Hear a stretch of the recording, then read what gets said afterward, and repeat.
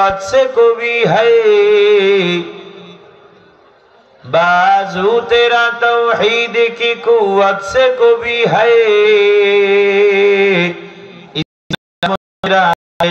तो मुस्तफा भी है इस्लाम तेरा देश है तो मुस्तफा भी है ला इलाहा इल्लल्लाह ला इलाहा इल्लल्लाह ला इलाहा इल्लल्लाह ला इलाहा इल्लल्लाह ला इलाहा इल्लल्लाह ला इलाहा इल्लल्लाह ला इलाहा इल्लल्लाह ला इलाहा इल्लल्लाह ला इलाहा बेईमान बोले नहीं अल्लाह ईमान वाला बोले एक अल्लाह बेईमान बोले नहीं अल्लाह ईमान वाला बोले एक अल्लाह सुखे थाको और दुखे थाको सुखे थाके और दुखे थाके मुमिन जपे सदा इल्लल्लाह ला इलाहा इल्लल्लाह এত মানুষ দিল থেকে আওয়াজ দিলে আরো সুন্দর আওয়াজ প্রকাশিত হবে লা ইলাহা ইল্লাল্লাহ লা ইলাহা ইল্লাল্লাহ লা ইলাহা ইল্লাল্লাহ লা ইলাহা ইল্লাল্লাহ লা ইলাহা ইল্লাল্লাহু মুহাম্মাদুর রাসূলুল্লাহ সাল্লাল্লাহু আলাইহি ওয়া আলিহি ওয়াসাল্লাম দাও খোদা দাও আমায়াবার উমার দারাজ দিল দাও খোদা দাও আমায়াবার উমার দারাজ দিল দাওয়ালির মতো বীর সেনানি আলীর মতো বীর সেনানি সাজাতে নিখিল দাও খোদা দাও আমায়াবার উমার দারাজ দিল সবাই বলেন আল্লাহু আকবার আর আওয়াজে বলেন আল্লাহু আকবার জামালপুরের ইতিহাসে একটা আওয়াজ দিয়ে বলেন আল্লাহু আকবার হামজাকে দাও ঘরে ঘরে জীবন বিলাতে অকাতরে আবার কাবা ভাঙতে এলে আবার কাবা ভাঙতে এলে পাঠাওয়া বাবিল দাও খোদা দাও আমায়াবার উমার দারাজ দিল দাওয়ালির মতো বীর সেনানি আলীর মতো বীর সেনানি সাজাতে নিখিল দাও খোদা দাও আমায়াবার উমার দারাজ দিল সবাই বলি আল্লাহুম্মা আমিন পশ্চিম ফুলবাড়িয়া এলাকাবাসী ও যুব সমাজের উদ্যোগে আয়োজিত একমবার্ষিক ওয়াজ ও দোয়ার মাহফিলের আখিরি অধিবেশনে উপস্থিত আছেন হয়তোবা সম্মানিত সভাপতি সাহেব আরো উপস্থিত আছেন আমার সামনে বসা যাদের ঘরে সোফা পড়ে আছে খাট পড়ে আছে ঘরের সোফাকে ঘরে রেখে ঘরের খাটকে ঘরে রেখে শুধুমাত্র আল্লাহর মহাব্বতে পয়গম্বরের মহাব্বতে এই রাতের 12টার পরেও এই জামালপুরের জমিনের মধ্যে এমন জায়গার মধ্যে বসেছি যেখানে ঠান্ডা ডানে ঠান্ডা বায়ে ঠান্ডা সামনে পেছনে উপর থেকেও ঠান্ডা কিন্তু ঠান্ডাকে উপেক্ষা করে শুধুমাত্র আল্লাহকে আর রসুলকে মহাব্বত করে এই ঠান্ডার মধ্যে শীতের মধ্যে ঘরে না বসে থেকে আল্লাহ তাআলা আমাদের যাদেরকে আসার মতো বসার মতো তৌফিক দান করেছেন সবাই পড়ি আমিন। কোরআনুল কারীমের আয়াতে কারিমা তিলাওয়াত করলাম দু জায়গা থেকে। 114 খানা সূরার মধ্যে হতে 108 নম্বর সূরা তথা সূরাতুল কাউসার তিলাওয়াত করলাম। বিশ্ব নবী, শেষ নবী, জিন্দা নবী, হায়াতুন নবী সাল্লাল্লাহু আলাইহি ওয়া আলিহি ওয়াসাল্লামের অসংখ্য অমেয় বাণী তথা হাদিসে পাক থেকে সহিহ মুসলিমের 400 নম্বরে বর্ণিত হাদিস খানা পাঠ করলাম। এরপরে আরো একখানা হাদিস পাঠ করলাম ইশকে রাসূলের। তিলাওয়াতকৃত আয়াতে কারিমা ও হাদিসে পাকের আলোকে আল্লাহ তাআলা আমাকে কিছু দ্বীনি কথা মুযাকারা করার মতো তৌফিক দান করেন, আপনাদেরকে শুনবার মতো তৌফিক দান করেন। মহব্বতে পড়ি আমিন। সম্মানিত হাজিরিন, আমি যে আয়াতে কারিমা তিলাওয়াত করেছি ডানে বায়ে সামনে পিছনে কথা না বলে, যেহেতু আপনারা গুরুত্বপূর্ণ মানুষ, জমিনে যাদের জবান থেকে আল্লাহ বের হয় তারা গুরুত্বপূর্ণ। জমিনে যাদের জবান থেকে লা ইলাহা ইল্লাল্লাহ উচ্চারিত হয় তারা গুরুত্বপূর্ণ। তাদের কারণেই জমিন টিকে আছে। আমরা হয়তো আমাদের দাম জানি না, আমাদের জবানের দাম জানি না, হাতের দাম জানি না, পায়ের দাম জানি না, একজন ইমানদারের তাকানোর দাম জানি না। আমার আগের আলোচক, সারা বাংলাদেশে আলোড়ন সৃষ্টিকারী আলোচক, তরুণ ওয়াইজ জনাব হযরত মাওলানা আবুল কালাম আইয়ুবী দামাত বারাকাতুহু সুহবত সম্পর্কে আলোচনা করেছেন। অত্যন্ত গুরুত্বপূর্ণ আলোচনা। যারা অনুধাবন করেছেন, যারা বুঝেছেন, মাদ্রাসার ছাত্র ভাইরা যারা আছেন, কলেজ ইউনিভার্সিটির ছাত্র ভাইরা যারা আছেন, পর্দার আড়ালের মা বোনেরা যারা অবস্থানরত আছেন, যারা দিল থেকে বয়ান শুনেছেন, তারা অবশ্যই কিছু হলেও নসিহত অর্জন করতে পেরেছেন। অতঃপর আমি আপনাদের সম্মুখে প্রথমে একজন ইমানদারের একটি আওয়াজের কত দাম, সেই আওয়াজের দাম নিয়ে কিছু আলোচনা করার চেষ্টা করব, তাও কুরআন হাদিসের ভিতর থেকে, বাহির থেকে না। ইমানদারের আওয়াজের কি দাম? এই আওয়াজ যদি নেক পথে হয় তাহলে কি দাম? আওয়াজ যদি মন্দ পথে হয়, গুনার পথে হয়, তাহলে কি ক্ষতি? এটা দিয়ে আমি আলোচনা শুরু করব। বলেন ইনশাআল্লাহ। আল্লাহ তৌফিক দান করুন। আমিন। আপনারা যারা বসেছেন, আপনাদের কাছে আমি ছোট একটা দোয়া কামনা করি। আগে আপনাদের কার কি রোগ, কার গ্যাস্ট্রিক, কার কিডনি নষ্ট, কার পান খাওয়ার অভ্যাস, কার টক খাওয়ার অভ্যাস, কার মিষ্টি খাওয়ার অভ্যাস, কে কি পছন্দ করেন আলোচনার লাইনে, খাবারের লাইনে, এগুলো আমি জানি না, জানে কে? আল্লাহ। আল্লাহকে এত আস্তে ডাক দিলেন? আল্লাহ। আরেকটু আওয়াজে বলেন তো আল্লাহ। আপনাদের কার কি পছন্দ এগুলো সব যিনি জানেন, উচ্চ আওয়াজে বলেন তিনি কে? আল্লাহ। আপনাদের কেমন বয়ান পছন্দ এটা আমি জানি না, জানে কে? আল্লাহ।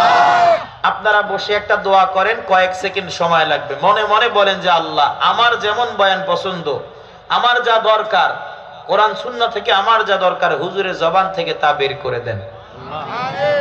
কেন আমি এখানে বসে তো জোর করে কিছু বলতে পারবো না, জোর করে কিছু বলতে পারবো? তো আপনারা যদি আসমান থেকে কিছু কবুল করে নামাতে পারেন, আমাকে সেটাই বলতে হবে। খারাপ হলেও দোষ আমার না, আর ভালো হলেও গুণ আমার না, আপনাদের। কেন আপনারা দোয়া করছেন যে আল্লাহ আমার যা দরকার বক্তা জবান দিয়ে তা বের করেন। সেটা যদি ভালো বের হয় তাহলে আপনার দোয়ার কারণে বের হয়েছে, আর সেটা যদি মন্দ বের হয় তাও তো আপনার দোয়ার কারণে বের হয়েছে। তো দোষও আপনাদের, গুণও আপনাদের। বুঝেন নাই? তবে হ্যাঁ, যদি আপনারা এতগুলো মানুষ দোয়া করেন যে আল্লাহ বক্তার জবান থেকে আমাদের জন্য যা জরুরি, এলাকার জন্য যা জরুরি, এমন কিছু কথা বের করে দেন, আল্লাহ তাআলা কারো না কারো দোয়া কবুল করবে। ঠিক কিনা কর? আল্লাহ আমাদেরকে আমলওয়ালা জিন্দেগি দান করেন। শুনুন একজন কালিমাওয়ালা ইমানদারের জবানের কত দাম। আল্লাহর কোরআন থেকে বলছি, কোরআনের আওয়াজ শুনলে, কোরআনের তিলাওয়াত শুনলে আল্লাহ বলে ইমানদারের আওয়াজ বাইরে যায়, ইমানদারের ইমান বাইরে যায়। জাদাতহুম ঈমানা, ইমান বৃদ্ধি পায়। আর ইমান বৃদ্ধি পাইলে আল্লাহু আকবারের আওয়াজ আগে যেমন ছিল পরেও কি তেমন থাকে না, আওয়াজ বাড়ে? দেখা যাবে ইনশাআল্লাহ। আসুন আমরা কোরআন থেকে শুনি আল্লাহ জবান হাত পায়ের ব্যাপারে কি বলেন। আল্লাহ বলেন, ইয়াউমা তাশহাদু আলাইহিম আলসিনাতুহুম ওয়া আইদিহিম ওয়া আরজুলুহুম বিমা কানু ইয়ামালুন।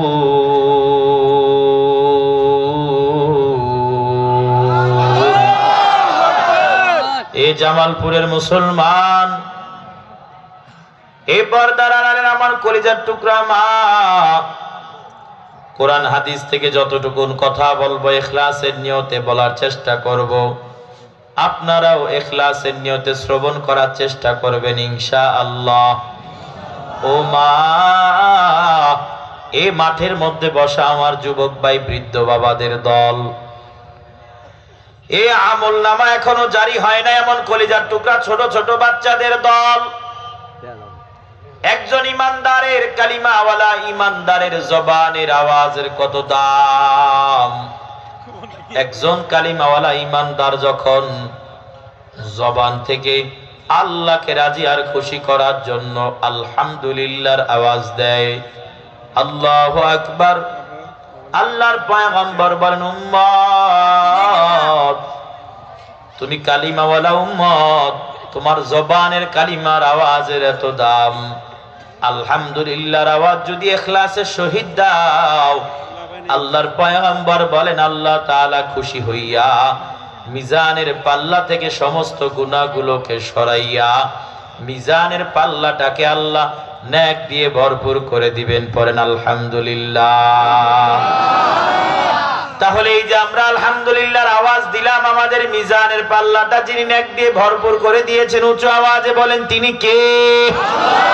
এ জামালপুরের মুসলমান, পয়গম্বর বলেন শুধু তা নয়, আল্লাহর পয়গম্বর বলেন, এ দুনিয়ার উম্মত, তোমার জবানের এত পাওয়ার, জমিনে থেকে আল্লাহকে রাজি আর খুশি করার জন্য যদি সুবহানাল্লাহর আওয়াজ দাও, তুমি কালো না সাদা, তুমি বড় লোক নাকি গরিব, তুমি রিকশা চালাও না অটো চালাও না সিএনজি চালাও, তোমার পেশাটা কি, তোমার শরীরটা কেমন, দয়ার আল্লাহ দয়া বান্দার জবানের আওয়াজটা শুধু দেখে,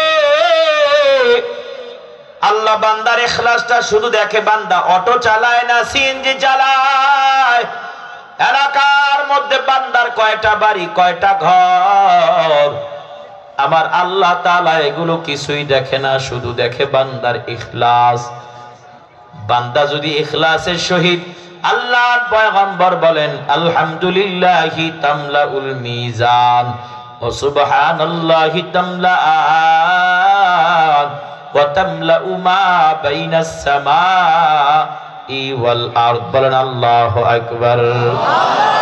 আল্লাহর পয়গম্বর বলেন, উম্মত, আল্লাহকে রাজি আর খুশি করার জন্য জমিনে কাউকে নয়, মাকে রাজি করার জন্য নয়, বাবাকে রাজি করার জন্য নয়, সাদের বিবিকে রাজি করার জন্য নয়, বান্দা জমিনে আলহামদুলিল্লাহর আওয়াজ দেয় আল্লাহকে রাজি করার জন্য।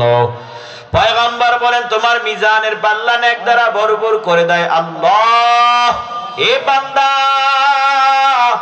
আবার যদি দয়ার মালিক আল্লাহকে সুবহানাল্লাহ বইলা আওয়াজ দাও, আর তোমার নিয়ত থাকে আমি আল্লাহকে রাজি করতে চাই, আল্লাহর পয়গম্বর বলেন উম্মত, তোমার এই সুবহানাল্লাহর আওয়াজের কারণে দয়ার আল্লাহ খুশি হইয়া আসমান এবং জমিনের মাঝামাঝি যত ফাঁকা জায়গা দেখা যায়, পুরো ফাঁকা জায়গাটাকে আল্লাহ নেক দিয়া ভরপুর করে দেয়। পড়েন সুবহানাল্লাহ। আর আওয়াজে বলেন সুবহানাল্লাহ। আর আওয়াজে একটা ডাক দেন, বলেন সুবহানাল্লাহ। আল্লাহ বলেন ইয়াউমা তাশহাদু আলাইহিম আলাইহিম আলসিনাতুহুম ওয়া আইদিহিম ওয়া আরজুলুহুম বিমা কানু ইয়ামালুন। ও বান্দা, আল্লাহ রাব্বুল আলামিন বলেন, বান্দা জবানটাকে নেক আমলে লাগাইলে জবান তোমার পক্ষে সাক্ষী দেয়, আর জবানটাকে যদি গুনার কাজে লাগাও রে বান্দা, ইয়াউমা তাশহাদু আলাইহিম আলসিনাতুহুম, ও বান্দা সেদিন তোমাদের কি উপায় হবে যেদিন তোমাদের জবান তোমাদের বিরুদ্ধে সাক্ষ্য দেয়। মুফাসসিরগণ বলেন আল্লাহ তাআলা আয়াতে কারিমার মধ্যে বুঝায়, এ বান্দা তোকে আমি জবানটাকে দুনিয়ার জমিনে গুনাহ করার জন্য দেই না, তোকে আমি জবানটাকে কাউকে গালি দেওয়ার জন্য দেই না, আমি জবানটাকে দুনিয়ার জমিনে ভাইয়ের সাথে মন্দ কথা বলার জন্য দেই নাই, জবানটাকে আমি কারোর সাথে ঝগড়া করার জন্য দেই নাই, জবানটাকে আমি ইমামের সাথে মন্দ আচরণ করার জন্য দেই নাই। আল্লাহ বলেন জবানটাকে প্রতিবেশীর হক না আদায় করার জন্য দেই নাই। আমি আল্লাহ কেন জবান দিলাম? আল্লাহ বলেন জবান দিয়ে আমি আল্লাহকে আল্লাহ বলে ডাক দিবি, আমি আল্লাহ তোর জবান থেকে আল্লাহ ডাক শুই না, আমি আল্লাহ তোর জিন্দেগীর গুনাহগুলো মাফ করে দিব। পড়েন সুবহানাল্লাহ।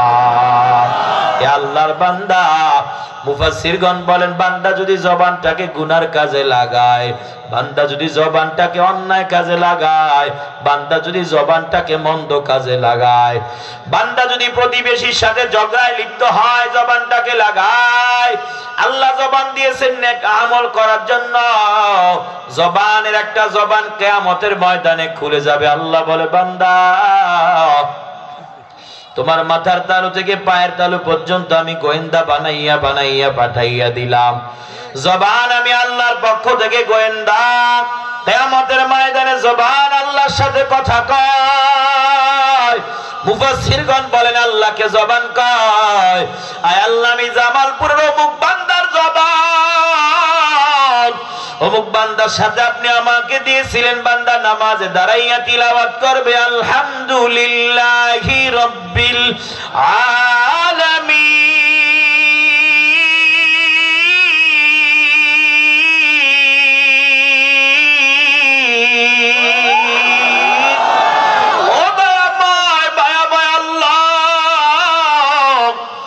বান্দা তিলাওয়াত করবে আর রহমানির রহিম।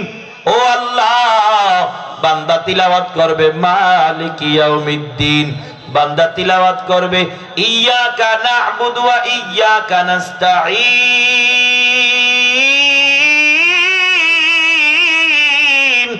ইহদিনাস সিরাতাল মুস্তাকিম। এ আল্লাহর বান্দারা জবান আল্লাহর সাথে কথা কয়। আল্লাহ এই বান্দা আমি জবান দিয়া কোরআন তিলাওয়াত করে না, এই বান্দা আমি জবান দিয়া নামাজে দাঁড়ায় না, বান্দা জবান দিয়ে অন্যকে গালি দেয়, জবান দিয়ে মিথ্যার আওয়াজ দেয়। রে আল্লাহ, আজ কিয়ামতের ময়দান বান্দা আমি জবানটাকে কেন দুনিয়ার জমিনে গুনার কাজে লাগাইলো, আজ কিয়ামতের ময়দানে আমি জবান বান্দার বিরুদ্ধে নালিশ দিলাম। পড়েন না নাউযুবিল্লাহ। এই আল্লাহর বান্দারা আপনারা বলেন, সবাই উঁচু আওয়াজে বলেন তো, জবান দিয়েছে আল্লাহ নেক আমল করার জন্য না বদ আমল করার জন্য? আর আওয়াজে বলেন, জবান কেন দিলেন নেক আমল করার জন্য না বদ আমল করার জন্য? এখন আপনাদের জামালপুরের মুসলমানের অনেকের প্রশ্ন হতে পারে, হুজুর খারাপ লাগেনি আপনাদের? আরে 12টার বেশি বাইজে গেছে তো খারাপ লাগতে পারে, খারাপ লাগলে বলবেন, আমার আরো ভালো লাগবে। কেন?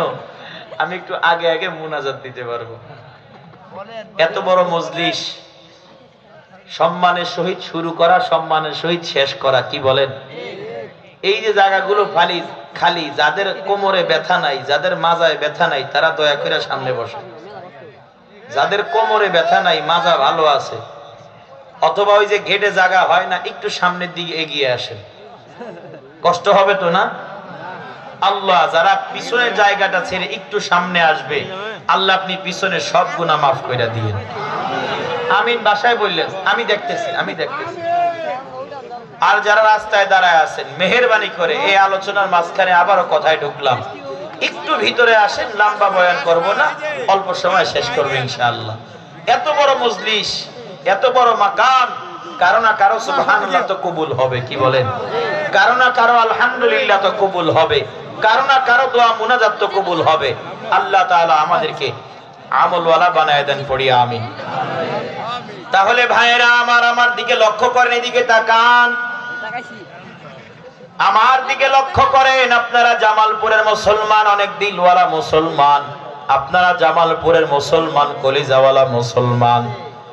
কখনো কোনো বেঈমান পয়গম্বরের বিরুদ্ধে আন্দোলন করলে, পয়গম্বরের বিরুদ্ধে কথা বললে, আল্লাহর বিরুদ্ধে কথা বললে, আলহামদুলিল্লাহ আমরা ইন্টারনেটে দেখতে পাই আপনারা জামালপুরের মুসলমান আল্লাহ ও পয়গম্বরের পক্ষে ময়দানে নামেন উচ্চ আওয়াজে, বলেন ঠিক কিনা?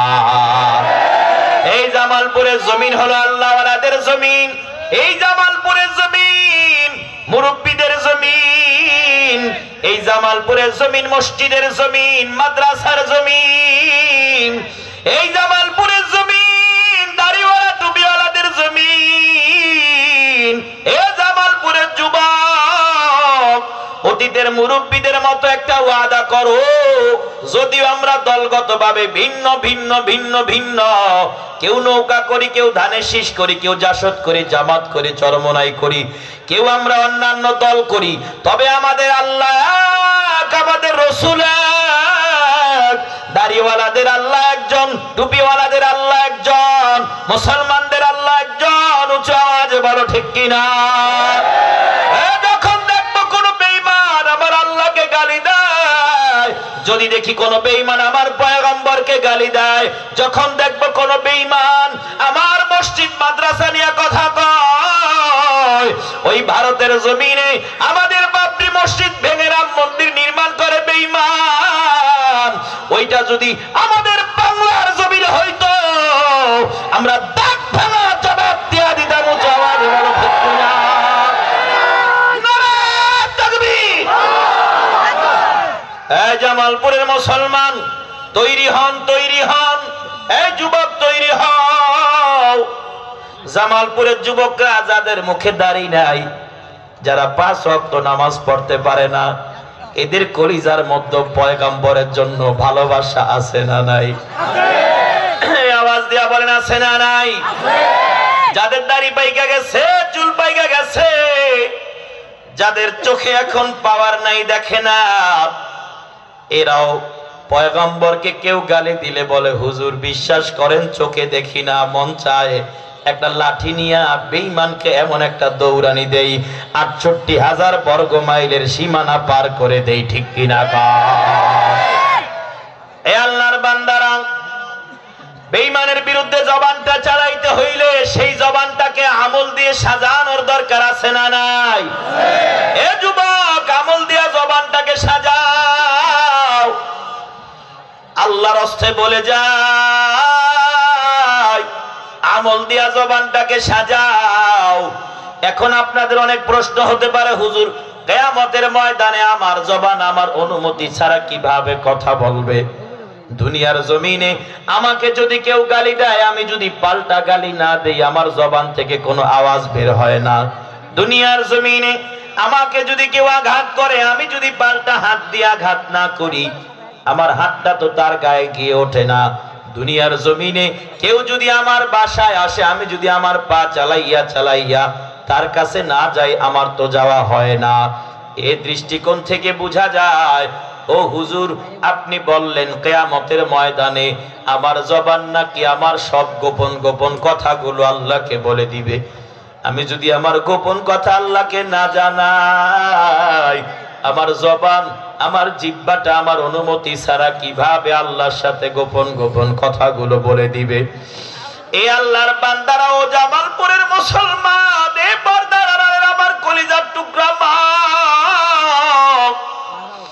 আপনাদের কাছে উচ্চ আওয়াজে জানতে চাই, আপনারা বলেন তো জবানটা আমার আপনার কথায় চলে নাকি আল্লাহর? আর আওয়াজে বলেন, আমার আপনার জবানটা কার কথায় চলে? বলেন কার? এ আমার জবান আমার কথায় চলে না, আমার চোখগুলো আমার কথায় দেখে না, আমার মস্তিষ্কটা আমার কথায় চলে না। চলুন আপনারা মাথার তালু থেকে উদাহরণ দিতে দিতে কিছু আপনাদেরকে পরিষ্কার করে দিব। শুনতে রাজি আছেন কারা কারা? হাত উঠাইতে আধা ঘন্টা লাগিয়ে যায়। বেঈমান তো এই উসিলায় কিল কয়েকটা দিয়ে দৌড় দিব। হাত নামান তো। মাশাআল্লাহ। এ ভাইরা আমার, তাহলে আমার দিকে তাকান, একটু প্র্যাকটিক্যাল বয়ানটা শুনে যান। আমার মাথার তালু থেকে নিয়ে পায়ের তালু পর্যন্ত, আপনার মাথার তালু থেকে নিয়ে পায়ের তালু পর্যন্ত প্রত্যেকটা অঙ্গ প্রত্যঙ্গ যার কথায় চলে উচ্চ আওয়াজে বলেন তিনি কে? গায়েবের মালিক কে? সম্মানের মালিক কে? ওয়া তুইজ্জু মান তাশা ওয়া তুযিল্লু মান তাশা বিয়াদিকাল খায়র ইন্নাকা আলা কুল্লি শাইইন কাদির।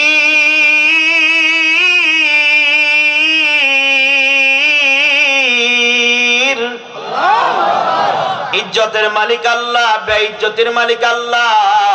এ আল্লাহর বান্দারা, বহু মানুষ মনে করেছিল দুপুরেও খানা খাইবে, সব বাবুর্চি দিয়ে রান্না করেছিল, কিন্তু দুপুর হওয়ার আগে আল্লাহ তাআলা ইজ্জতের বাদ কাইরা নিয়া বেইজ্জতির সামনে ঢাইলা দিছে। ঠিক কিনা গা? এ আল্লাহর বান্দারা লক্ষ্য করে শোনো। তাহলে বলুন তো, আমার মাথার তালু থেকে নিয়ে পায়ের তালু পর্যন্ত কেউ কোন অঙ্গ প্রত্যঙ্গ আমার কথা শোনে না? কোন অঙ্গ প্রত্যঙ্গ আপনার কথা শোনে না? সব অঙ্গ প্রত্যঙ্গ আল্লাহর কথা শুনে পড়েন সুবহানাল্লাহ। এই আমার মুরব্বী বাবারা, একটি একটি করে উদাহরণ দিচ্ছি। আপনারা বলেন তো, মুরব্বী যারা আছেন, আপনারা বলেন তো, আপনাদের মাথার চুলগুলো যে পেকে গেল, আপনারা তো চান না আপনাদের মাথার চুলগুলো পেকে যাক, কালো কালো চুলগুলো সাদা হয়ে যাক।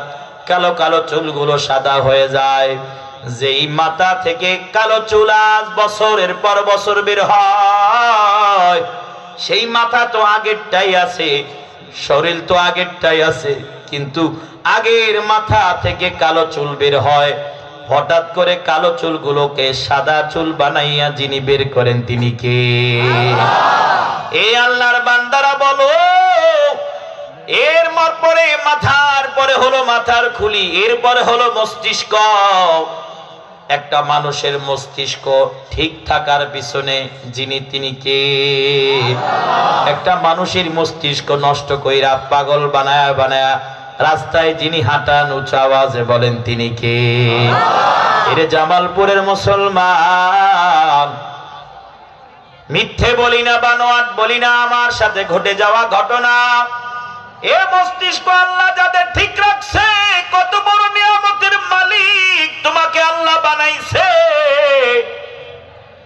আল্লাহ তাআলা মস্তিষ্ক ঠিক রাইখা পাগল বানাইয়া বানাইয়া চাইলে আল্লাহ ঘুরাইতে পারে, কিন্তু আল্লাহ পাগল বানাইয়া না ঘুরাইয়া ঢাকা যাও, চট্টগ্রাম যাও, রংপুর যাও, সিলেট যাও, দিনাজপুর যাও, খুলনা যাও, যেখানেই যাও না কেন, নিজের এলাকায় রাস্তা চিনা আবার আইসা নিজের মাকে মা বইলা ডাকো, নিজের মেয়েটাকে আম্মু বলে ডাকো, নিজের বাবাকে বাবা বলে ডাকো, রাতে বিছানায় বিবির সাথে ঘুমাইতে যাও।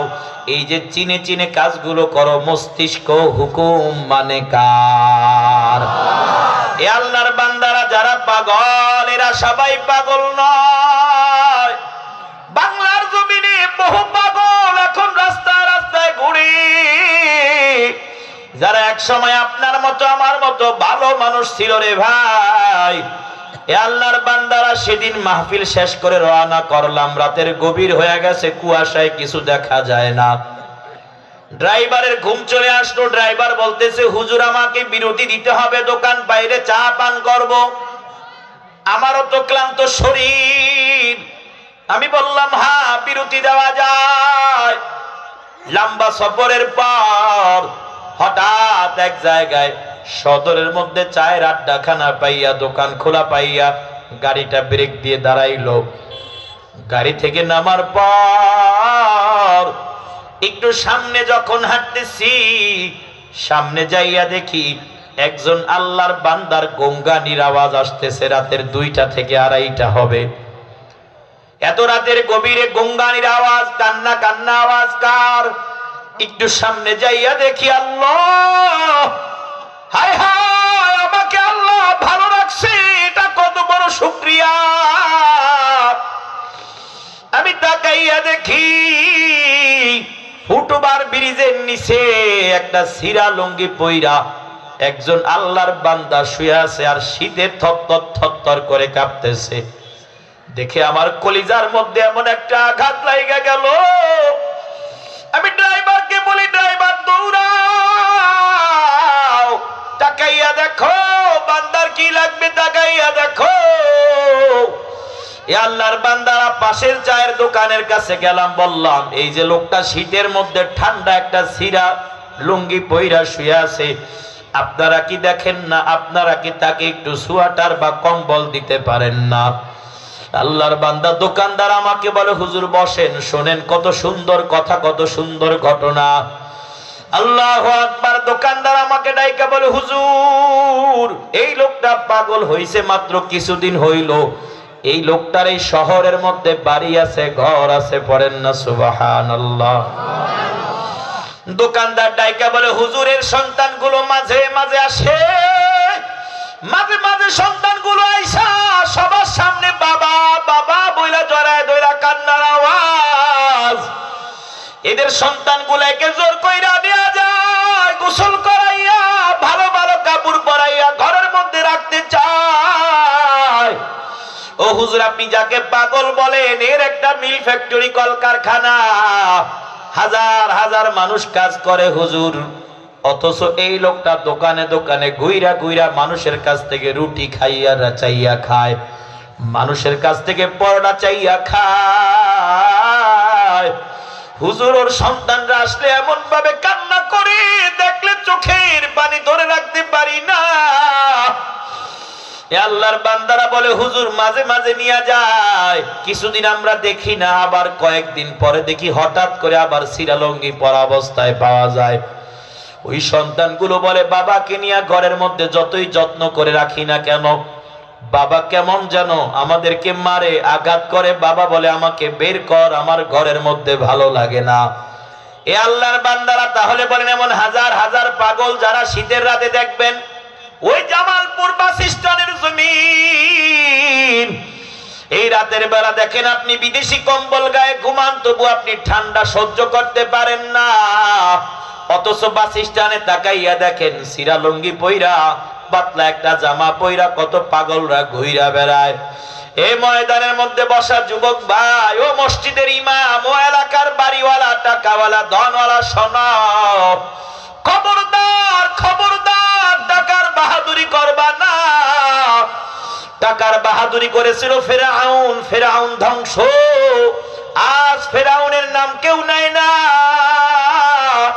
একজন হিন্দু ভাই, সনাতন ধর্মের ভাই, বৌদ্ধ, চাকমা, মক্সিক, ইহুদি, নাসারা, খ্রিস্টান, আমরা মুসলমানরা তো কারো সন্তানের নাম ফেরাউন রাখি না, তো দূরের কথা কোন হিন্দু বা অন্য ধর্মের কোন মানুষের সন্তানের নাম পর্যন্ত ফেরাউন রাখে না, ঠিক কিনা কার? এ ফেরাউন টাকার অহংকারী ছিল, কারুন টাকার অহংকারী ছিল, ধ্বংস হয়ে গেছে। আবু জাহাল বংশের অধিকারী ছিল, হিংসুক ছিল, অহংকারী ছিল, ধ্বংস হয়ে গেছে। এই এলাকার টাকাওয়ালা, বাড়িওয়ালা, গাড়িওয়ালা ভাই, খবরদার টাকার অহংকারী করবেন না, গাড়ির অহংকারী করবেন না, বাড়ির অহংকারী করবেন না। আল্লাহ তাআলা রাতের মধ্যে পাগল বানাইয়া, টাকার টেনশনে, জমির টেনশনে, বাড়ির টেনশনে, গাড়ির টেনশনে পাগল বানাইয়া ওই 5 তলা থেকে গাছতলায় নিতে আপনাকে এক মুহূর্ত সময় আল্লাহর লাগবে না। উচ্চ আওয়াজে বলেন ঠিক কিনা? এই আল্লাহর বান্দার, আপনারা বলেন জবান আল্লাহ দিছেন এক আমল করার জন্য নাকি বদ আমল করার জন্য? আপনি বলেন তো, এই তো মস্তিষ্কের নিচে কপাল, এই কপালের নিচে আপনার আমার চক্ষু, আল্লাহ তাআলা চক্ষু দিছে নেক দেখার জন্য নাকি গুনাহ দেখার জন্য? আল্লাহু আকবার। আল্লাহ বলে বান্দা আমি আল্লাহ এত নেয়ামত দিলাম, এত নেয়ামতের মধ্যে আমি আল্লাহ ডুবাইয়া রাখলাম, এ বান্দা খবরদার অহংকারী করবি না, টাকার গৌরব দেখাবি না।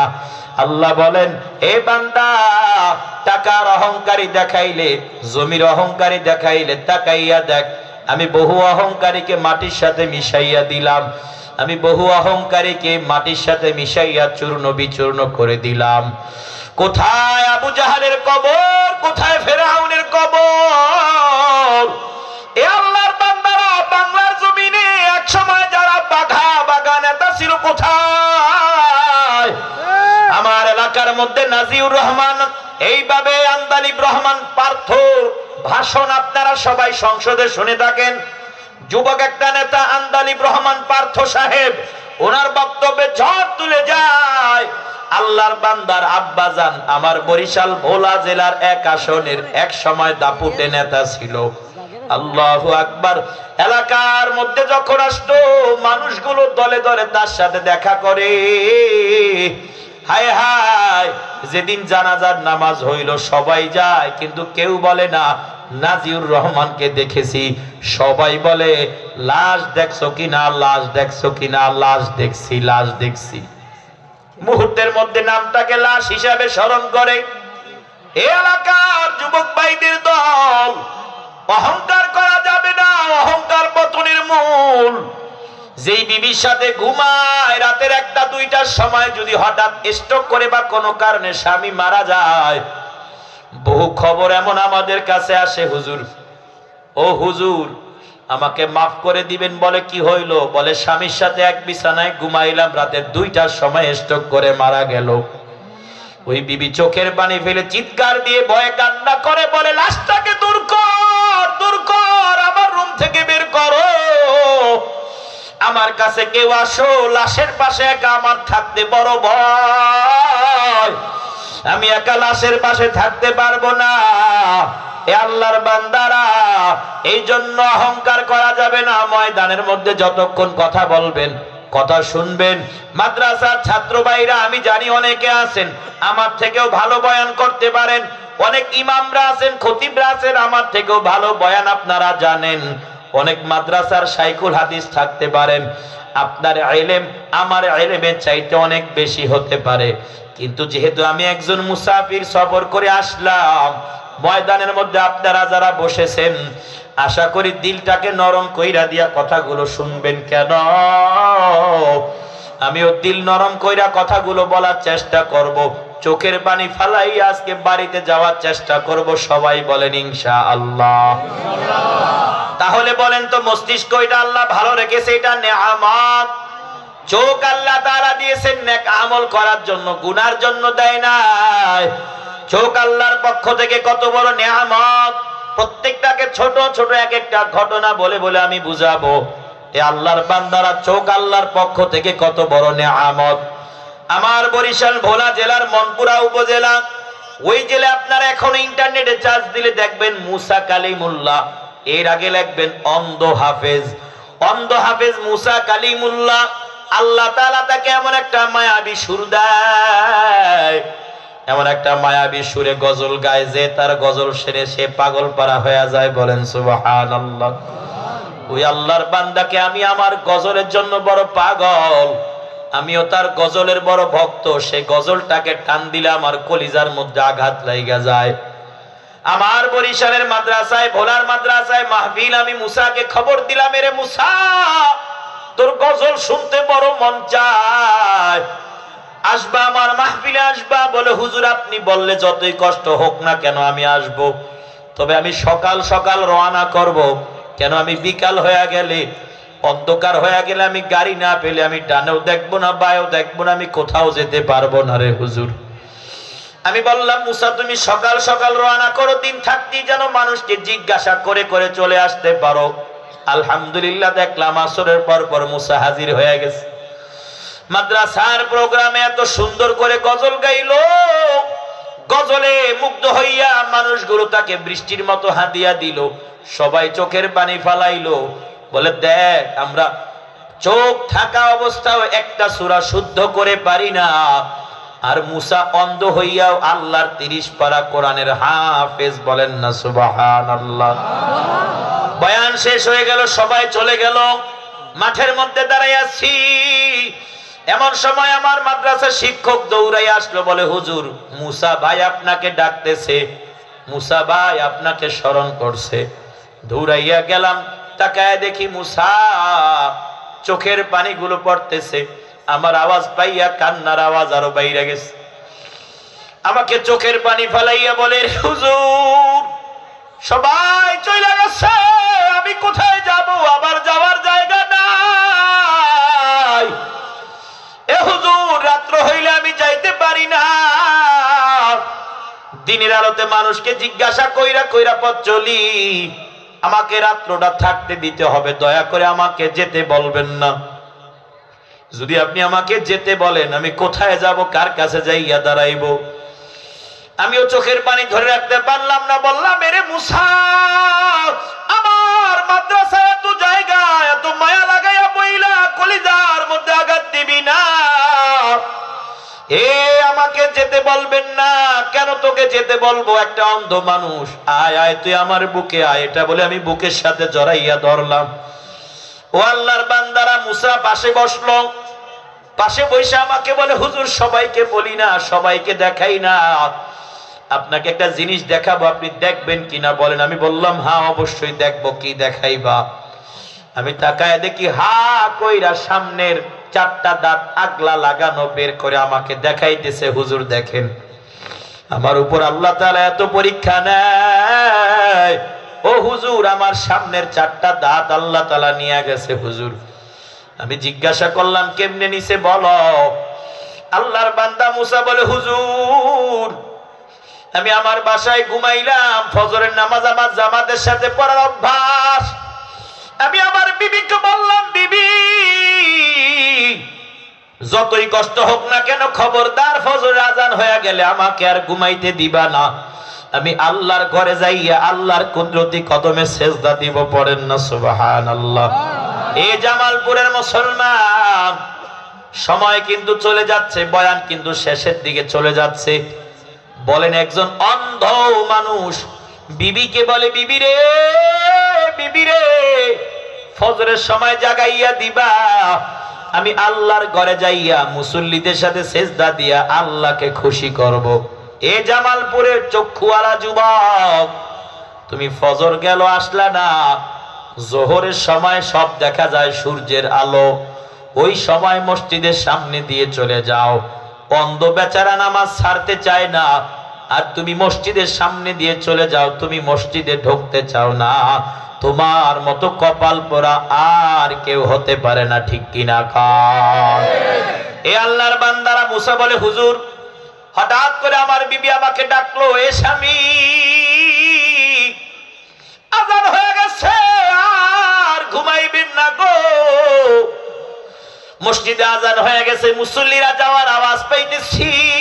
ও হুজুর আমি উযু কইরা তাড়াহুড়ো কইরা জামাত ধরার জন্য যখন বের হই, জামাত ধরার জন্য তাড়াহুড়ো করে যখন বের হইলাম, প্রতিদিন আমি যেই জায়গা দিয়ে চলতেছিলাম আজ অন্ধকার, অন্ধ অন্ধ ভাব, একটু আন্ধার আন্ধার ভাব। আমি রাস্তার কিনারা দিয়ে প্রতিদিনের মতো চলতেছি, কিন্তু তাড়াহুড়ো করার কারণে, জামাতটা ধরবো তাড়াহুড়ো করার কারণে, ও হুজুর হঠাৎ করে আমি রাস্তার পাশে দাঁড়ানো একটা খাম্বার সাথে একটা আঘাত লাগা গেল। খাম্বার সাথে, কারেন্টের বিদ্যুতের খামের সাথে একটা আঘাত লাগা, আমি আমার মাথা রাস্তার পাকার উপরে পড়লো, আমার মুখটা পাকার উপরে পড়লো, আমার আর কিছু মনে নাই।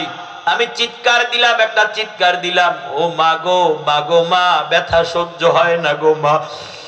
ও হুজুর আমি রাস্তায় পড়ে শুধু চিৎকার দিতেছি আর গড়াগড়ি করতেছি, আর আল্লাহ আল্লাহ বইলা কান্নার আওয়াজ। আমি একবার আল্লাহকে ডাকি, আরেকবার মাকে ডাকি, ও মা, মা, মা, ও মা গো, আমার ব্যথা সহ্য হয় না। ও হুজুর আমি হাত দিয়া দেখি আমার দাঁতগুলো আমার হাতের মধ্যে চলে আসছে, আমার কলিজার মধ্যে একটা আঘাত লেগে গেছে। আওয়াজ শুই না এলাকার মানুষগুলো দৌড়ায়, আমাকে আইসা উঠাইয়া হাসপাতাল নিয়ে যায়। ও হুজুর, আমার দাঁতগুলো আগলা লাগাইয়া দেয়, বহু কষ্ট হইছে, বহু চিকিৎসা করছি। এ আল্লাহর বান্দারা, জামালপুরের মুসলমান, এ পর্দারা আমার কলিজার টুকরা মাগো, বছরের পর বছর বয়ান শুনবেন, কাজে লাগবে না। 50 বছর আমলের নিয়ত ছাড়া বয়ান শুনলে কাজে লাগবে না। এ আল্লাহর বান্দারা, আপনাদেরকে কেউ এই জমানায় ধাক্কা মাইরা মসজিদে নিবে না, কেউ লাঠি দিয়া মাইরা মসজিদে নিবে না। একটু বলেন তো, কেউ নামাজ ছাড়লে খারাপ লাগে, কেউ কাউকে পড়তে বললে খারাপ লাগে, কেউ এলাকার মধ্যে 1 মাসের মধ্যে 1 ওয়াক্ত নামাজ ছুটে গেলে কান্নার আওয়াজ দেয়। আর এমনও আল্লাহর বান্দারা আছে 1 বছর হয়ে গেছে এখনো ফজরের নামাজটা মসজিদে যাইয়া পড়ে নাই, এমন আছে না নাই? আল্লাহর বান্দারা, আল্লাহ বলে, বান্দা ওয়াইন তাউদ্দু নি'মাতাল্লাহি লা তুহসুহা, ও বান্দা, তো নিয়ামত দিয়ে তোকে আমি ঢাইকা রাখলাম, তোর মাথার তালু থেকে পায়ের তালু পর্যন্ত সব আমি আল্লাহর নিয়ামত। এ বান্দা, চোখের দিকে তাকাইবি, আন্ধা বানাই নাই, চোখগুলো রাখলাম, এটা আমি আল্লাহর নিয়ামত। এ বান্দা, আমি তোর মস্তিষ্ক ভালো রাখলাম, এটা আমি আল্লাহর নিয়ামত। এ বান্দা, আমি তোর হাতগুলো ভালো রাখলাম, এটা আমি আল্লাহর নিয়ামত। আজ আসার সময় দুপুর বেলা হোটেলে উঠলাম খানা খাওয়ার জন্য, নারায়ণগঞ্জের এক হোটেলে বসলাম খানা খাওয়ার জন্য। আমরা সবাই খানা খাই, হঠাৎ করে তাকায়া দেখি এক আল্লাহর বান্দা বা হাত দিয়া খানা খাইতেছে। অনেকক্ষণ তাকায়া ছিলাম, কেন মনে মনে বলি, রে আল্লাহ, ওই বান্দারা তো চাইলে আপনি হাত 2 খানা রাখতে পারতেন, আমার হাত চাইলে 1 খানা নিয়ে যাইতে পারতেন। হাত আল্লাহর পক্ষ থেকে নিয়ামত, জবান আল্লাহর পক্ষ থেকে নিয়ামত। জবান পাইয়া যাকে তাকে গালি দেওয়া যাবে না, হাত পাইয়া যার তার গায়ে আঘাত করা যাবে না। উচ্চ আওয়াজে বলেন, হাত নিয়ামত কার? আল্লাহ। এ জামালপুরের মুসলমান, হাতের শুকরিয়া আদায় করো। বলে, হুজুর, হাতের শুকরিয়া কেমনে আদায় করব? অতীতে যারা করছেন, গুনাহ করছেন তো করছেন, সামনে আবার হাত শুকরিয়া আদায় করার আরেকটা পদ্ধতি আসতেছে, আরেকবার সুযোগ আসতেছে। জামালপুরের মুসলমান, হয়তো বা এই সুযোগ আপনাদের জন্য শেষবারের জন্য হতে পারে। সারা বাংলার জমিনের মুসলমানদের, দাড়িওয়ালাদের, টুপিওয়ালাদের, এইভাবে জুব্বাওয়ালাদের, ইমামদের, খতিবদের, মুসলমানদের সুযোগটা বিজ্ঞান গবেষণা করে বলে, দেশের গবেষকরা বলে, সামনের নির্বাচনে যদি মুসলমানরা হাতের শুকরিয়া আদায় কইরা এই হাত দিয়ে যদি ইসলামের পক্ষে ভোট দিয়া ইসলামকে বিজয়িত না করে, আগামী 200 বছরের মধ্যে আর মুসলমানরা মাথা চাড়া দিয়ে উঠতে পারবে না। বলো ঠিক কিনা? এ জামালপুরের মুসলমান, অতীতে যা গুনাহ করছেন, বলেন কিয়ামতের ময়দানে হাত যদি আপনার পক্ষে সাক্ষ্য দেয়, হে আল্লাহর বান্দারা, অতীতে আপনাদের ভোটে চোর নির্বাচিত হয়েছে, অতীতে আপনাদের ভোটে নির্বাচিত হইয়া ডাকাতি করছে, চুরি করছে, এমপি হইয়া, মন্ত্রী হইয়া, আপনার ভোট পাইয়া এমপি হইয়া, মন্ত্রী হইয়া রাস্তার ইটা চুরি করে খাইছে, গম চুরি করে খাইছে। শুধু তা নয়, এলাকার বিধবা নারীদের বিধবা ভাতার কাঠগুলো পর্যন্ত চোরের দল চুরি করে খাইছে। ঠিক কিনা? এ আল্লাহর বান্দারা, তাহলে সামনে হাতের নিয়ামতে শুকরিয়া আদায় করতে হবে। ঠিক কিনা? এই জামালপুরের মুসলমান, আগামীতে যদি এই হাত দিয়ে যদি চোরকে ভোট দেন, আপনার ভোটে যদি চোর নির্বাচিত হয়, আপনার ভোটে যদি ডাকাত নির্বাচিত হয়, কিয়ামতের ময়দানে আল্লাহ হাতের বিচার করবে। ঠিক কিনা? এখন দলমত নির্বিশেষে ইসলামের জন্য কাজ করার সুযোগ আসছে। ঠিক কিনা? না, চায়ের দোকানে বসে অনেকে দোয়া করে, হুজুররা যদি এক হয়ে যাইতো আমরা ইসলামের পক্ষে ভোট দিতাম। ঠিক কিনা? আরে কথা বলেন, ঠিক কিনা? হুজুররা যদি এক হয়ে যাইতো আমরা ইসলামের পক্ষে ভোট দিতাম। হুজুররা কিলাকিলি বন্ধ করলে আমরা এক হয়ে যাইতাম। তাদের জন্য সুসংবাদ হইল, বলেন আলহামদুলিল্লাহ। হুজুররা সবাই এক টেবিলে বসতেছে, আল্লামা মামুনুল হক বসতেছে, আল্লামা জুনাইদ আল হাবিব বসতেছে, চরমনায়ের ফয়জুল করিম, রেজাউল করিম বসতেছে, এ আল্লাহর বান্দা ডক্টর শফিকুর রহমান বসতেছে। এ সেই দিন বেশি দূরে নয়, চায়, এইবার বিএনপি ওরাও চায় ইসলাম ক্ষমতায় যাক। আওয়ামী লীগের বহু ভাইদের সাথে কথা বলেছি, আওয়ামী লীগের নেতা কর্মীরাও গোপনে গোপনে চায় অন্য কোন চোর না যাইয়া ইসলাম ক্ষমতায় যাক। বিএনপির ভাইরাও বলে ইসলাম ক্ষমতায় যাক, জামাত বলে ইসলাম ক্ষমতায় যাক, চরমোনাই বলে ইসলাম ক্ষমতায় যাক, খেলাফত বলে ইসলাম ক্ষমতায় যাক।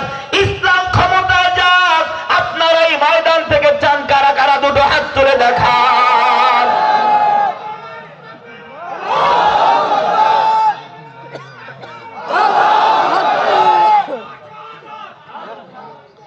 এই আল্লাহর বান্দারা বেজার হয়েছেন নি? আবার কোন দলকে বলছি, কোন দলকে খারাপ বলছি?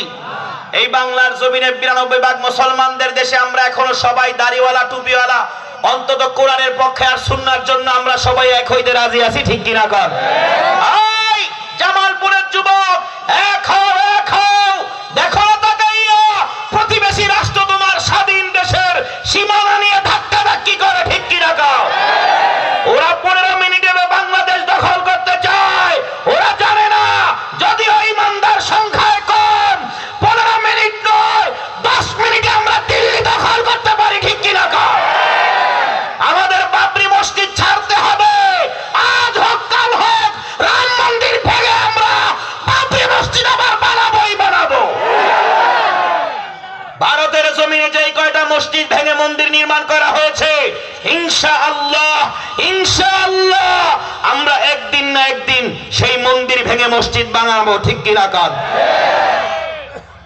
আমাদের মসজিদ ভেঙে মন্দির বানানো, এটা বাংলার জমিনে ওরা তাকাইয়া দেখতেছে কি ব্যাপার।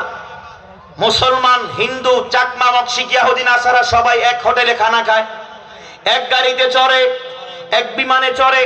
এরা তো সবাই দেশের জন্য, কোরআনের জন্য, দেশের জন্য, দেশের সার্বভৌমত্ব রক্ষা করার জন্য এরা সবাই মিলেমিশে একাকার হয়েছে, ঠিক কিনা কন্যা? এই জামালপুরের মুসলমান, আপনি যেই অটোতে চড়েন, আপনার এলাকার কোন হিন্দু ভাই সেই অটোতে চললে আপনি কি তাকে ধাক্কা মেরে বের করে দেন? কথা বলেন। আমরা যেই হোটেলে খানা খাই, হিন্দু ভাইরা সেই হোটেলে খানা খায় কিনা? কথা কয় না। ওয়াজ বন্ধ হয়ে যাবে, কিন্তু হক কথাগুলো শুনতে হবে তো, কি বলেন? শুনতে হবে না? এই ওয়াজের ময়দান থেকে হক কথাগুলো বলতে হবে তো, কারণ এই ওয়াজের ময়দানে বহুদিন বাধা দেওয়ার চেষ্টা হয়েছে। ইনশাআল্লাহ আগামীতে ওয়াজের ময়দান থেকে হক কথা বলবে, কেউ বাধা দিতে আসলে যুবক ভাইরা তাদেরকে সাইজ করে দিবে, ঠিক কি না? হয় বলেন ফজরের পরে এই জামালপুরের মোড়ের মধ্যে সবচেয়ে ভালো হোটেল যেইখানা, এই হোটেলের মধ্যে আমাদের মুসলমান ভাইরা নাস্তা করার জন্য যায় কিনা? হিন্দু ভাইরা যায় কিনা? আওয়াজ দেয় না। যায় কিনা? হিন্দু ভাইকে কেউ বের করে দেয়? বৌদ্ধ ভাইরা যায় কিনা? খ্রিস্টান ভাইরা যায় কিনা? এক কাঁচা বাজার থেকে আমরা সব ধর্মের মানুষ বাজার করি কিনা? এক মাছ বাজার থেকে সব ধর্মের মানুষ মাছ কিনি কিনা? এক চাউলের বাজার থেকে সব ধর্মের মানুষ চাউল কিনি কিনা? তাহলে আমাদের দেশের মধ্যে ধর্ম নিয়ে কোনো কিলাকিলি আছে? আওয়াজ দিয়ে বলেন, ধর্ম নিয়ে কোনো কিলাকিলি আছে? এই বাংলাদেশটা হলো সবার, মুসলমানের দেশ, হিন্দু ভাইদের দেশ, চাকমা, মক্সিক, ইহুদি, নাসারাদের দেশ এই বাংলাদেশ। তবে হ্যাঁ, সংখ্যার দিকে 90% মুসলমান হলাম আমরা। আমরা হিন্দু ভাইদেরকে কোনো আঘাত করব না, চাকমা, মক্সিক, ইহুদি, নাসারাকে আঘাত করব না। তারা তাদের ধর্ম পালন করবে, আমরা আমাদের ধর্ম পালন করব। কিন্তু ভারতের দেখা দেখি বাংলার কোন হিন্দু ভাই যদি মসজিদের দিকে আঘাত করতে চায়, হাত শরীরের সাথে থাকবে না, গার সিনার সাথে থাকবে না। এটা শাহজালালের দেশ, উঁচু আওয়াজে বলেন ঠিক কিনা? এটা শাহপরানের দেশ, ঠিক কিনা কর? এটা শাহ মাকদুমের দেশ, ঠিক কিনা কর? এটা আহমদ শফির দেশ, জুনায়েদ বাবুনগরীর দেশ, ঠিক কিনা কর? এই দেশে আমরা সবাই মিলেমিশে একাকার হয়ে থাকবো। এবার আলহামদুলিল্লাহ আমার খুব ভালো লেগেছে, ভারতের যে প্রোপাগান্ডা, ভারতের যে মিথ্যা প্রচার, ওদের মিডিয়াগুলোতে ওরা যে মিথ্যা প্রচার করেছে বাংলাদেশে সংখ্যালঘু নির্যাতনের নামে, আল্লাহর কসম করে বলি এর 100% সংখ্যালঘু নির্যাতন বাংলাদেশে হয় নাই, ঠিক কিনা কন? অথচ এর বিপরীতে আমরা ভারতের দিকে তাকাইলে দেখি, আমরা ভারতের আসাম রাজ্যের দিকে তাকালে দেখি বহু মাদ্রাসা এইভাবে রাতের আধারে ভেঙে দিয়েছে, মুসলমানের ফ্রিজে গরুর গোশত থাকবে, এটা স্বাভাবিক। মুসলমান গরুর গোশত খায়। মুসলমানের ফ্রিজে তালাশ করে গরুর গোশত পেয়ে তাকে কুকুরের মতো কুপিয়ে জবাই করে হত্যা করেছে।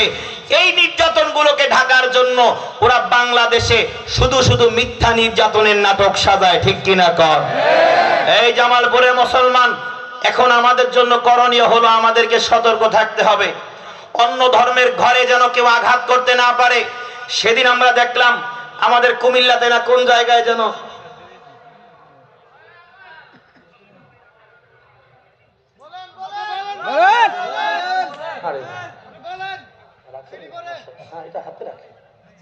এগুলো সব হবে, আরো আসবে, আরো আসবে ইনশাআল্লাহ, সামনে চলবে তো।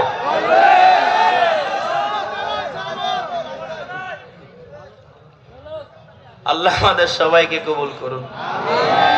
আসলে নারায়ণগঞ্জ থেকে সেই 2টায় রওনা হয়েছি, প্রায় 8 থেকে 9 ঘন্টা গাড়িতে গাড়িতে। খুব জ্যাম তো আজকে, আবার সাভার এই লাইনে কি মারামারি না কিলাকিলি হয়েছে, রাস্তা বন্ধ, চিবা চাবা দিয়ে আসতে হয়েছে। হ্যাঁ, ফজরের নামাজ এই মাঠে না হয়ে কিয়ামতের মাঠে হইলে কেমন হয়? জামালপুরের প্রোগ্রামকে এমনিতেই ভয় পাই। আমাদের বরিশালের অঞ্চলে 11:30 সর্বোচ্চ, শেষ দিন হলে 2 দিন 3 দিন 5 দিন তো আমাদের বরিশাল অঞ্চলে প্রোগ্রাম হয়।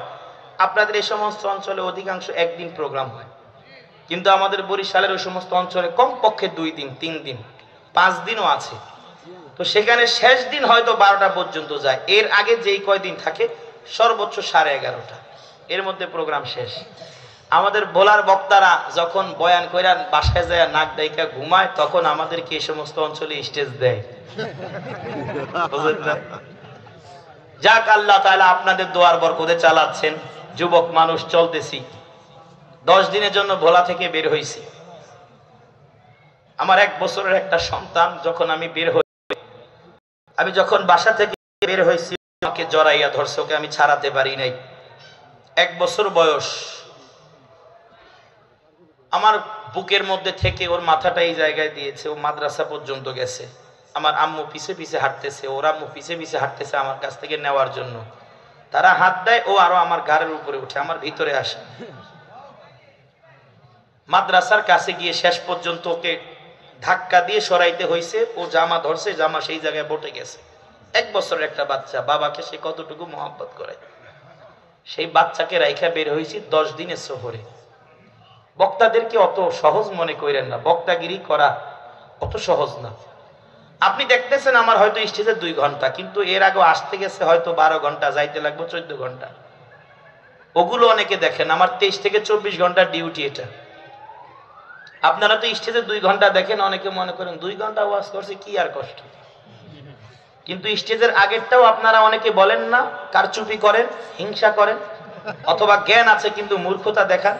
স্টেজ থেকে নামার পরেরটাও বলেন না। 4 দোকানে যখন বলেন, তখন বক্তাদের স্টেজের আগেরটাও বলেন না, স্টেজের পরেরটাও বলেন না, শুধু স্টেজেরটা বলেন। তাও সবগুলা বলেন না। 2 ঘন্টা ওয়াজ করলে যদি এক জায়গায় সিফা সাফা একটা কথা এদিক সেদিক হয়ে যায়, ওইটাই বলেন। কিন্তু বাকি যে 1 ঘন্টা 59 মিনিট ভালো ভালো কথা বললাম, ওগুলো কিন্তু বলে না।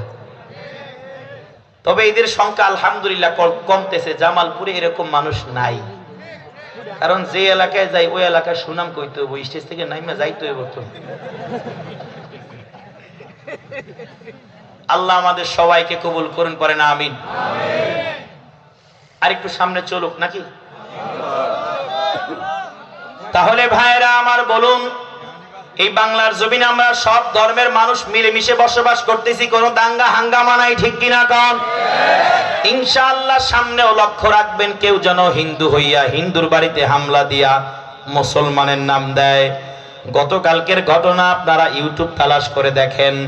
এক মন্দিরে হামলা করতে ঢুকছে, মানুষ গণধোলাই দিয়া দেখে সেও একজন হিন্দু, মুসলমানদের বদনাম করার জন্য মন্দিরে হামলা করতেছে। পড়েন নাউজুবিল্লাহ। এই জন্য এলাকার হিন্দু ভাইদের সাথে মিলে মিশে বৌদ্ধ, চাকমা, মক্সিকি, ইহুদি, নাসারা সবার সাথে সম্পর্ক রেখে তাদের ইবাদত খানাগুলোকেও রক্ষা করার দায়িত্ব 90 ভাগ মুসলমানে আপনাদের দেশ, আপনাদের আছে না নাই? আপনারা আপনাদের দেশে 90% মুসলমান, ভিন্ন ধর্মের বেঈমানরা তাকাইয়া থাকে বাংলাদেশের সম্প্রীতি নষ্ট করার জন্য। ওরা বাংলাদেশের মানুষের ভালোটা দেখতে পারে না, ওরা তাকাইয়া দেখতেছে কি ব্যাপার, একটা দেশ স্বাধীনতার 54 বছর পরেই এইভাবে বাংলার জমিনে ইসলাম কায়েম হয়ে যাচ্ছে যাচ্ছে যাচ্ছে। বলেন আল্লাহু আকবার।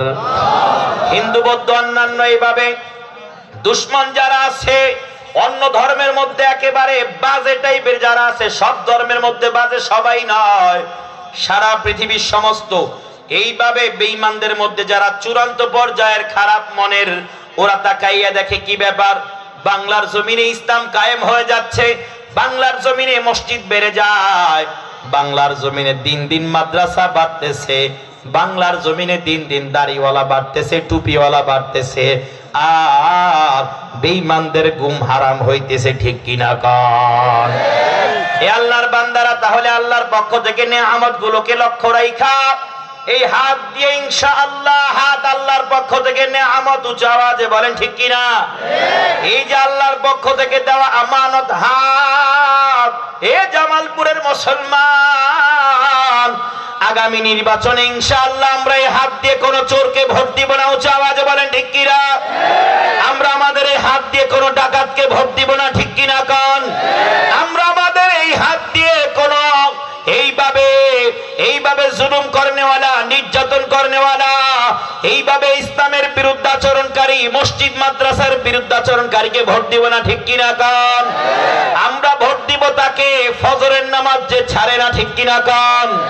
এই শীতের মধ্যে যেই নেতা ফজরের নামাজ ছাড়ে না, যেই নেতা আল্লাহর হক নষ্ট করে না, এ জামালপুরের মুসলমান, ওই নেতাকে যদি নেতা বানাও, শীতের রাতে যেই নেতা আল্লাহর হক নষ্ট করে না, ওই নেতা তোমাদের গরিব দুঃখী অসহায় মুসলমানদের হকগুলোকেও নষ্ট করবে না। ঠিক কিনা কন? কথা বুঝেছেন তো? যেই নেতা এই শীতের রাতে আল্লাহর হক ফজরের নামাজ নষ্ট করে না, সেই নেতা যদি আপনাদের নেতা হয়, সে আপনাদের হক নষ্ট করবে? কথা বলেন, নষ্ট করবে? এই আল্লাহর বান্দারা, তাহলে আল্লাহর পক্ষ থেকে নেয়ামত গুলোর হক আদায় করতে হবে। আল্লাহু আকবার। আল্লাহর পয়গম্বরের মাধ্যমে